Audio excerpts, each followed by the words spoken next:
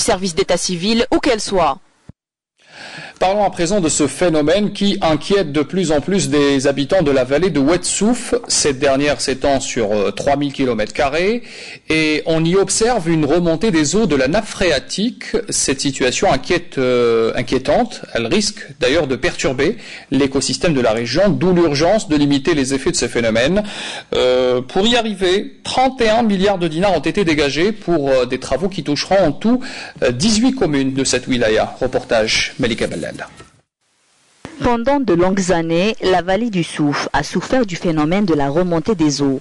Ces eaux polluées qui remontent à la surface causent de graves préjudices, que ce soit à l'environnement ou à la santé publique.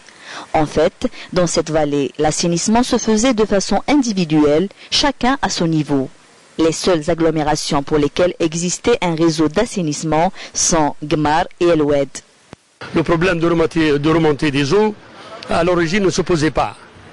Mais avec l'arrivée de la culture irriguée, culture de pommes de terre et toutes les cultures maraîchères, le problème a commencé à se poser à la moitié des années 80. Ce phénomène a nécessité une sérieuse prise en charge. En effet, la ville a été dotée d'infrastructures importantes axées sur l'assainissement, le drainage, l'épuration et le transfert des eaux usées épurées vers un rejet final. Un projet qui a nécessité plus de 31 milliards de dinars et qui a touché 18 communes. Nous avons réalisé un drainage vertical qui consiste en la réalisation d'une batterie de 51 forages répartis selon un maillage bien étudié, de telle façon que les forages sont distants l'un par rapport à l'autre de 500 mètres. Ces forages permettent de pomper l'eau à partir de la nappe phréatique et les envoyer vers la station de pompage principale SDT. Nous sommes ici dans une station principale qui collecte les eaux de drainage de 51 forages. Une fois collectées, les eaux seront pompées vers des cheminées d'équilibre où sont mélangées les eaux épurées et les eaux de drainage pompées de la ville d'El Oued. Troisième étape avant l'exutoire, la station d'épuration de type lagunage aéré qui reçoit les eaux émanant des différentes communes d'El Oued.